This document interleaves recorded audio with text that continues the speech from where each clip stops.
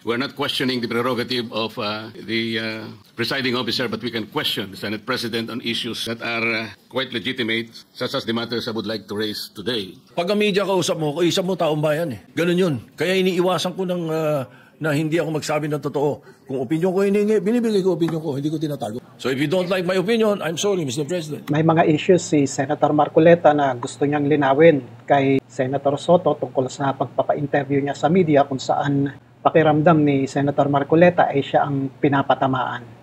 Ito, panoorin nyo yung issues na ni-raise ni Senator Marcoleta at yung mga tugon ni Senator Soto.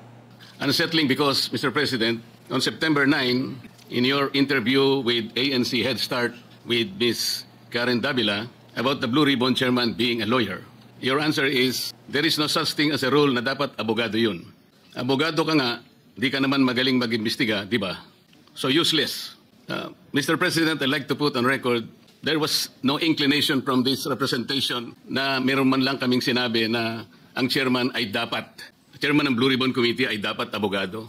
Wala po kaming kahit na shadow ng inclination. Any reference to that matter, wala po kaming sinasabi. Ngayon po, yung sinasabing abogado ka nga, di ka naman magaling mag-imbestiga, hindi ko po alam kung sino po yung tinutukoy ninyo sapagkat narinig din po kayo sa inyong mga interviews. Sinabi niyo po, Mr. President, na maraming dissatisfied sa direction na tinahak po ng aking investigasyon nung ako pa po ay chairman ng Blue Ribbon Committee.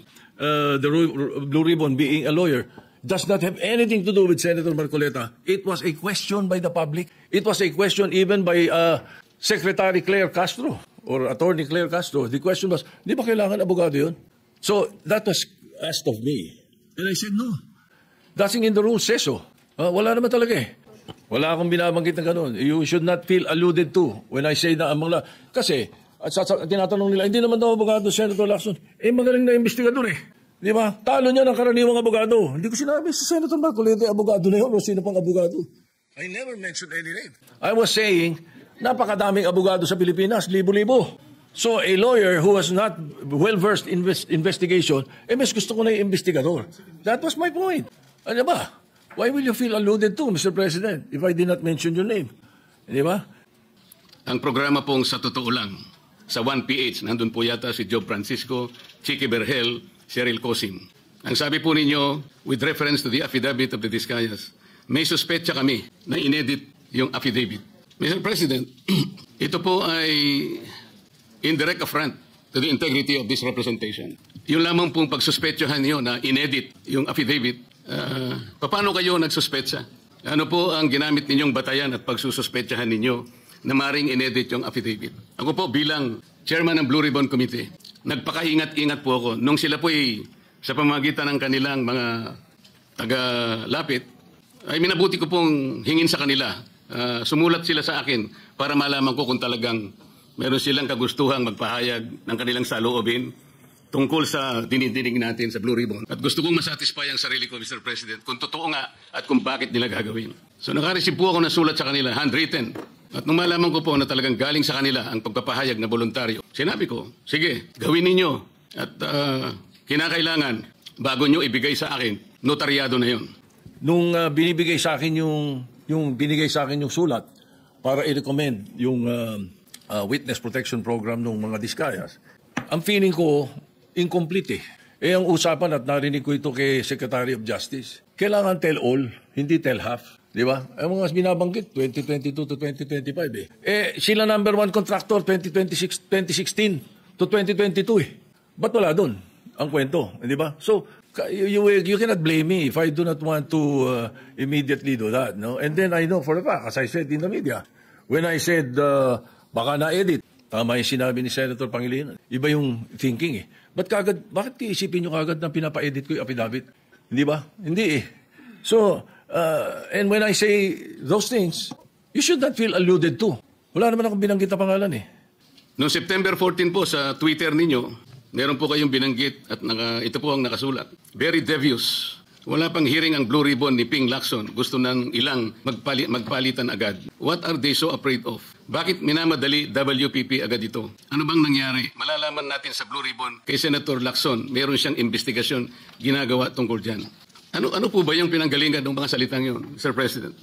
Sino po yung natatakot? Sino po yung nagmamadali? Kung ang inyo pong tinutukoy ay yung aking sulat para irekomenda na mag-apply sa Witness Protection Program ang mag-asawang Diskaya, yun po inaayon sa batas, Mr. President. Ito po ay inaayon sa Section 4, Republic Act 6981. Ito po yung Witness Protection Act. Ang sinasabi po doon, in case of legislative investigations in aid of legislation, a witness with his express consent may be admitted into the program upon the recommendation of the Legislative Committee where his testimony is needed, when in its judgment there is pressing necessity therefore, provided that such recommendation is approved by the President of the Senate. Ang committee po ay nagpasya, Mr. President, kasi hiniling po ng Diskaya sa kanilang sworn statement na meron tangka sa kanilang buhay, sa kanilang seguridad, ang kanilang pamilya at kanilang mga anak.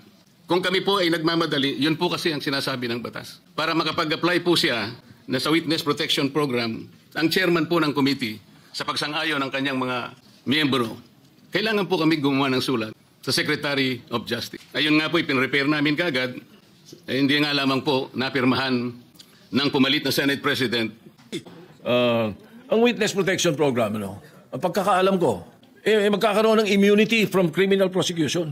So kung natatakot sila sa kanilang security, bilyon-bilyon ng pera nila eh. Ang dami nilang pwedeng bayaran ng security guard eh.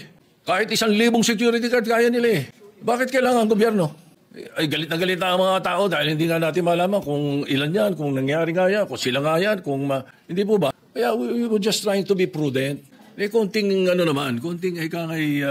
konting hinay. Huwag yung sasabihin natin. Kaya sabi ko, ba't tayo nagmamadali? I'm not pertaining to any senator. Bakit, sana do not feel alluded to if I don't mention your name. Di ba? And then, state witness, there is no other direct evidence available for proper prosecution eh. So, it is not applicable to the Diskayas. At saka na, hindi rin pwede sapagkat ang pananaw ng karamihan, ang pananaw ng taong bayan, sila most guilty. Ang pwede sa Witness Protection Program, not the most guilty. Ayun ang sinasabi ng batas.